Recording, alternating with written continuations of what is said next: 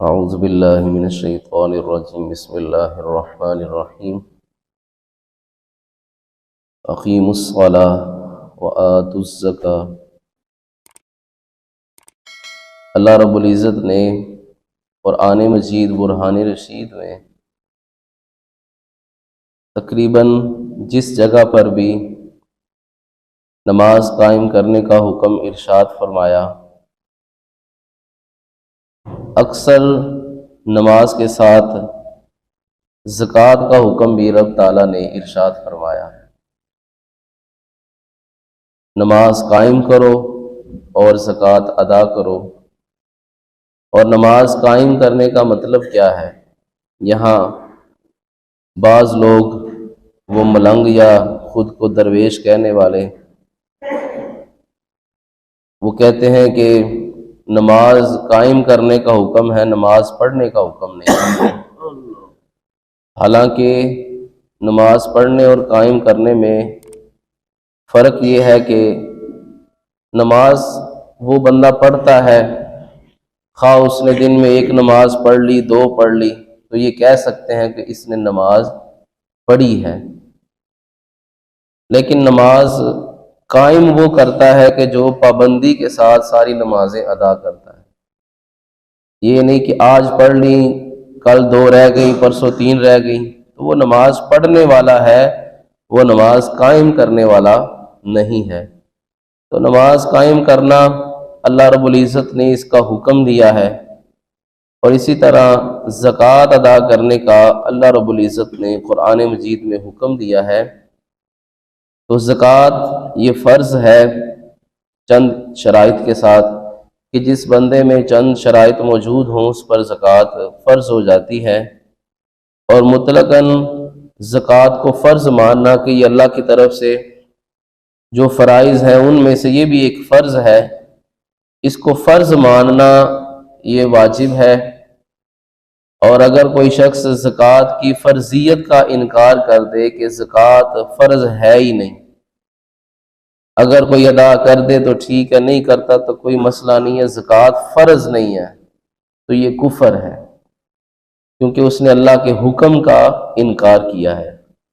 جیسے کہ کوئی بندہ نماز نہیں پڑھتا تو یہ اور معاملہ ہے، وہ گناہ گار ہے، لیکن اگر کوئی کہے نماز فرض ہی نہیں ہے تو وہ بھی کافر ہے، کہ جس چیز کا اللہ نے حکم دیا اس کو ماننا ہمارے اوپر فرض ہے۔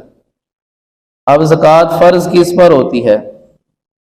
پہلی شرط یہ ہے مسلمان ہونا، یعنی ایک شخص کافر ہے، بڑا مالدار ہے، تو اسلام اس کو پہلے حکم یہ دے گا کہ تم مسلمان ہو جاؤ، اسلام میں داخل ہو جاؤ۔ جب وہ مسلمان ہوگا تو اس پر زکوٰۃ فرض ہوگی۔ اگر وہ مسلمان نہیں ہوتا، غیر مسلم ہے، جتنا بھی مالدار ہے، تو اس پر زکوٰۃ فرض نہیں ہے۔ اسی طرح بالغ ہونا، یعنی جو نابالغ ہو، چھوٹا بچہ ہو یا بچی ہو، کہ اس کو وراثت میں تو بڑا مال ملا ہے، خود وہ اس کا مالک ہے، لیکن ابھی وہ نابالغ ہے، تو نابالغ کے اوپر زکوٰۃ فرض نہیں ہے، کیونکہ اس کو علم نہیں ہے، وہ چھوٹا ہے، زکوٰۃ کے مسائل کے کس کو دینا ہے، کتنی زکوٰۃ لازم ہے۔ اسی طرح عاقل ہونا، عقل مند ہونا، یعنی ایک بندہ ہے کہ وہ مجنون ہے، پاگل ہے، دیوانہ ہے، اور اس کے جائیداد میں، وراثت میں اس کے پاس کافی جائیداد آ گئی، لیکن اس کو اس چیز کا شعور نہیں ہے، تو اس پر بھی زکوٰۃ لازم نہیں ہے۔ ظاہری بات ہے اس پر تو باقی چیزیں بھی لازم نہیں ہوتی، کیونکہ اس کی عقل قائم نہیں ہوتی۔ اسی طرح آزاد ہونا، یعنی اگر کوئی غلام ہے جس طرح پہلے وقت میں ہوتے تھے، ان پر بھی زکوٰۃ لازم نہیں ہوتی تھی۔ اسی طرح مالک نصاب ہونا، اتنا مال بندے کے پاس ہو کہ جس پر زکوٰۃ لازم ہو جائے۔ اب وہ مال کتنا ہے، یہ سب سے ضروری پوائنٹ ہے سمجھنے والا۔ شریعت نے اور حقیقت میں دو چیزیں مال ہیں، ایک ہے سونا اور ایک ہے چاندی۔ اصل مالیت ان چیزوں کی ہے، اور باقی زمین، جائیداد وغیرہ، یہ جو پیسے، یہ جو نوٹ ہماری جیبوں میں ہوتے ہیں، یہ دراصل مال نہیں ہوتا۔ مال اصل میں سونا اور چاندی ہوتا ہے، اور آپ کوئی بھی نوٹ اپنی جیب سے نکال کر دیکھ لیں، اس میں لکھا ہوگا کہ اسٹیٹ بینک آف پاکستان حامل حاضہ کو مطالبہ پر ادا کرے گا۔ 5,000 میری جیب میں ہے، لیکن اوپر لکھا ہوا اس کے اوپر کہ اسٹیٹ بینک آف پاکستان حامل حاضہ کو مطالبہ پر ادا کرے گا، کہ اگر آپ ہم سے مطالبہ کریں گے تو ہم آپ کو دے دیں گے۔ کیا دے دیں گے؟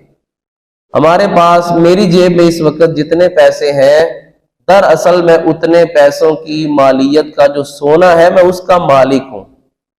وہ سونا میں نے رکھا ہوا ہے اسٹیٹ بینک میں، اور اسٹیٹ بینک نے مجھے وہ نوٹ کاغذ کے دے دیے ہیں ایک گارنٹی کے طور پر، ایک نشانی کے طور پر، ایک رسید کے طور پر۔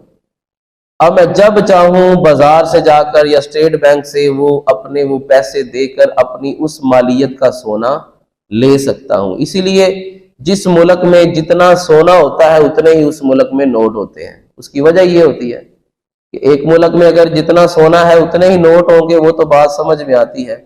سونا بالفرض 2 ٹن ہو اور پیسے جو ہے وہ 10 ٹن کے ہوں، تو بقایا عوام اگر آج پیسے واپس کرے اسٹیٹ بینک کو، تو اسٹیٹ بینک کیسے سب کو سونا دے گا؟ تو یہ اصل میں، اور اس میں اگر دیگر گفتگو کی جائے کہ آیا اس کی وجہ سے نقصان ہو رہا ہے لوگوں کو یا فائدہ ہو رہا ہے، یہ ایک علیحدہ موضوع ہے، لیکن اصل مالیت جو ہے وہ سونا اور چاندی ہوتا ہے۔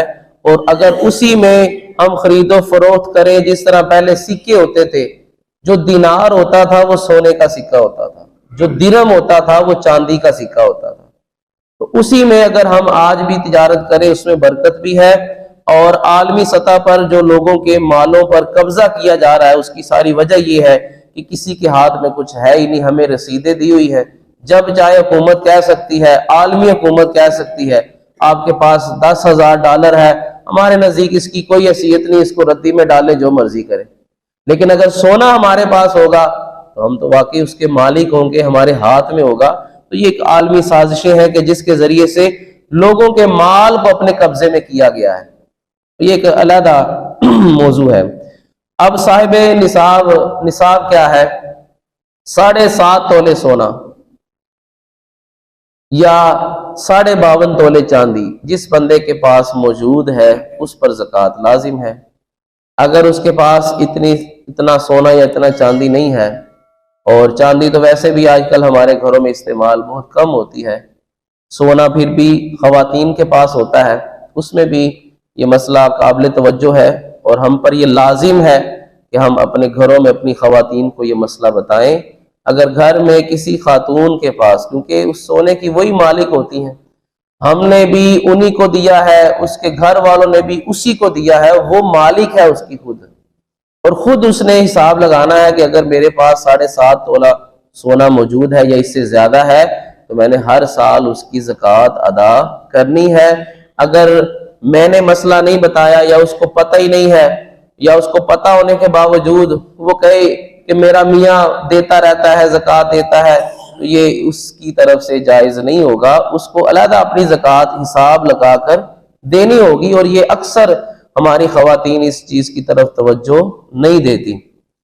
اور 52.5 تولے چاندی پاکستان میں بھی چند دن پہلے اس کا ریٹ دیکھ رہا تھا، پاکستانی ریٹ کے مطابق تقریباً 1,33,000 روپے بنتا ہے۔ یعنی آپ ابھی کسی سے بھی پوچھیں چاندی کا ریٹ کیا ہے تولے کا، اس کو 52.5 سے ضرب دے دیں، وہ جتنے پیسے بنتے ہیں، مثلا 1,33,000، اگر کسی بندے کے پاس اتنے پیسے موجود ہیں یا اتنے پیسوں کا مال تجارت موجود ہے، ایک ہے مال تجارت اور ایک ہے ہماری مشینری، اس میں ذرا فرق ہے۔ ہم میں سے اکثر کام کاج کرتے ہیں، ہمارے پاس مٹیریل ہے، کچھ مال ہے، کچھ آئٹمز ہوتی ہیں کہ جو ہم سیل کرتے ہیں، اور کچھ آئٹمز وہ ہوتی ہیں کہ جن کو استعمال کرتے ہیں اور پھر اس سے پیسہ کماتے ہیں۔ اب چونکہ ہماری فیلڈ ادھر وہ ہے تو میں اس کے مطابق ہی آپ کو مثال دیتا ہوں۔ ایک بندے کا پتل کا کارخانہ ہے، سینٹری کا کارخانہ ہے، وہ کوئی آئٹم بناتا ہے، ہیڈ بناتا ہے، مورا بناتا ہے، کوئی بھی چیز بناتا ہے۔ اب جو مشینری اس نے رکھی ہوئی ہے وہ بیچنے کے لیے نہیں رکھی ہوئی، وہ تو استعمال کے لیے رکھی ہوئی ہے۔ اس مشین کو، ان مشینوں کو استعمال کر کے وہ اپنی کوئی چیز بناتا ہے اور اس کو بیچتا ہے. بیچنا کیا ہوتا ہے؟ اس نے وہ جو براس ہے، وہ جو پتل ہے، وہ اس نے بیچنا ہوتا ہے. اب جو مشینری اس کے پاس موجود ہے وہ تو استعمال کے لیے ہے، اس پر زکوٰۃ نہیں ہوتی. وہ کارخانہ ہے، اس کا اگرچہ 10 کروڑ کا ہے، 20 کروڑ کا ہے، اس پر بھی زکوٰۃ نہیں ہوتی. وہ جو مال بنا کر بیچتا ہے، فروخت کرتا ہے، اس کے مطابق اس پر زکوٰۃ لازم ہوگی. اسی طرح اکثر لوگ مسئلہ پوچھتے ہیں، ہمارے پاس پلاٹ میں نے رکھا ہوا ہے، مثلا گھر اپنا موجود ہے، اضافی رقم کچھ پاس تھی، اس کا پلاٹ خرید کر رکھ لیا، اب کیا اس پر بھی زکوٰۃ ہے؟ ایک تو چیز اس میں یہ ہے کہ ہم میں سے کچھ لوگ پراپرٹی ڈیلر ہیں. ہمارا کام کیا ہے؟ پیسے پاس آئے، پلاٹ خریدا اور تلاش کر رہے ہیں کہ اچھا گاہک ملے، جب ملے بیچ دینا ہے، منافع لے لینا ہے. اب وہ چیز ہم نے کس لیے رکھی ہوئی ہے؟ بیچنے کے لیے، اور اس کو کاروبار کے طور پر ہم استعمال کرتے ہیں. ایسا پلاٹ اگر کسی نے خریدا جس کا پراپرٹی کا کام ہے، اس نے منافع کے لیے ہی رکھا ہوا ہے، جب منافع ملے گا بیچوں گا، پھر آگے اور لے لوں گا، وہ بیچ دوں گا. تو اب وہ پلاٹ اس نے اگر لے کر رکھا ہے، جب اس پر سال گزر جائے گا، پورا 1 سال گزر جائے گا، جتنے کا وہ پلاٹ ہوگا اس کے مطابق اس پر زکوٰۃ ہوگی. 10 لاکھ کا ہے، 10 لاکھ کی 25,000 زکوٰۃ بنتی ہے، 20 لاکھ کا ہے 50,000 بنتی ہے، کروڑ روپے کا ہے اس پر تقریباً 2.5 لاکھ روپے زکوٰۃ بنتی ہے. اور ایک چیز وہ ہے کہ میں نے پہلے عرض کی کہ پلاٹ ویسے لے کر رکھا ہوا ہے، بچے ہیں، کل کو بڑے ہوں گے، اپنا مکان بنا لیں گے، یا کل کو ہم کارخانہ بنا لیں گے، یا کل کو کسی اپنی ضرورت میں لے آئیں گے، تو اس پر زکوٰۃ لازم نہیں ہوتی. جو ہم نے بیچنے کے لیے رکھا ہوا ہے کہ جب اچھا گاہک آئے گا بیچیں گے، پھر آگے اور خرید کر اس کو، یعنی پراپرٹی کا جس کا باقاعدہ کام ہے، جو اس سے تجارت کرتا ہے، اس کے اوپر زکوٰۃ لازم ہے. اسی طرح انسان کی جو اپنی ضرورت کی چیزیں ہوتی ہیں، ہمارا گھر ہے، وہ ہماری ضرورت ہے، گھر میں برتن ہے، گھر میں سامان ہے. اب وہ سامان ہم میں سے ہر بندہ جس کے پاس اپنا گھر ہے وہ لاکھ پتی ہے، لاکھوں کا گھر ہے، گھر میں لاکھوں کا سامان ہے، لیکن اس پر زکوٰۃ لازم نہیں ہوتی. ہاں اگر ہمارے پاس کوئی سامان ایسا ہے، یعنی اب گھر میں صوفے ہیں، اس پر تو زکوٰۃ نہیں ہے، لیکن میری دکان صوفوں کی ہے، میں صوفے بناتا ہوں یا خرید کر آگے سیل کرتا ہوں، تو میں نے سال کا اس کا اندازہ لگانا ہے کتنے کے خریدے تھے، یا میرے پاس کتنا سٹاک پڑا ہوا ہے. فرنیچر کی دکان ہے، میرے پاس کتنا فرنیچر پڑا ہوا ہے. اسی طرح گاڑی ہے، اگر میں نے اپنے لیے رکھی ہوئی ہے تو اس گاڑی پر تو کوئی زکوٰۃ نہیں ہے. 1 گاڑی رکھی ہے، 2 رکھی ہیں، 3 رکھی ہیں، اس پر کوئی زکوٰۃ نہیں ہے. لیکن اگر میں نے وہ بیچنے کے لیے رکھی ہیں، جس طرح لوگوں کا کام ہوتا ہے موٹرز کا، گاڑیاں شو روم میں 5-6 خرید کر کھڑی کی ہوئی ہیں کہ جب گاہک آئے گا اس کو سیل کر دیں گے. بالفرض سال ہو گیا وہ گاڑیاں کھڑی ہیں، یا اس کے پاس 50-60 لاکھ روپے کی گاڑیاں ہوتی ہیں، وہ بیچتا رہتا ہے، خریدتا رہتا ہے، بیچتا رہتا ہے. اب اس نے اندازہ کرنا ہے، اس نے بھی سال کے بعد اس کی زکوٰۃ دینی ہے.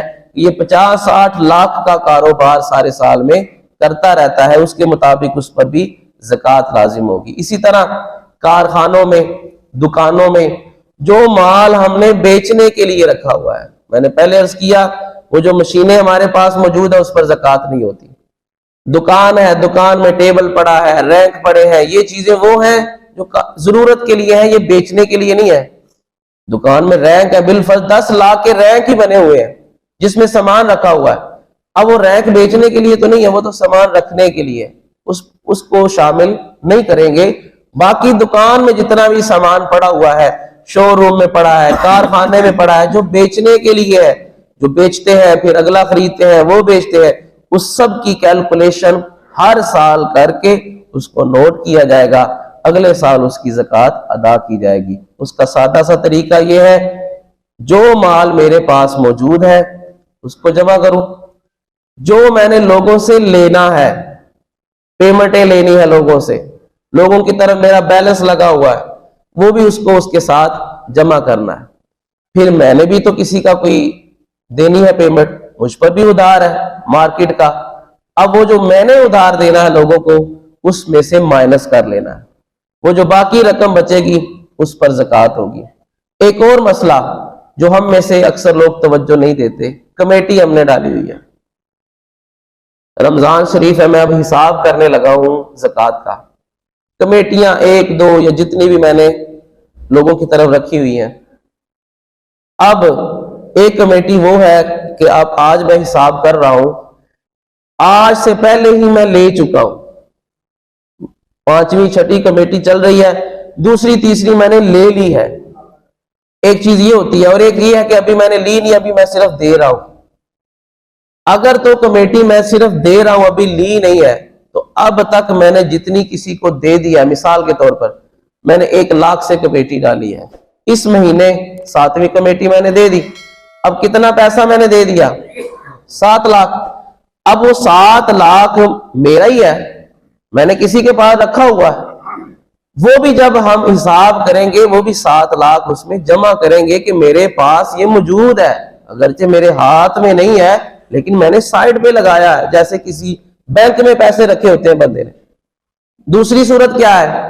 دوسری صورت یہ ہے کہ وہی لاکھ سے مثال کے طور پر 30 لاکھ کی کمیٹی تھی، یہ 7ویں کمیٹی ہی چل رہی ہے، 7 کمیٹیاں دے دی ہیں، لیکن میں نے، میری کمیٹی نکل آئی تھی، میں نے وہ لے لی تھی، 30 لاکھ روپیہ لے لیا.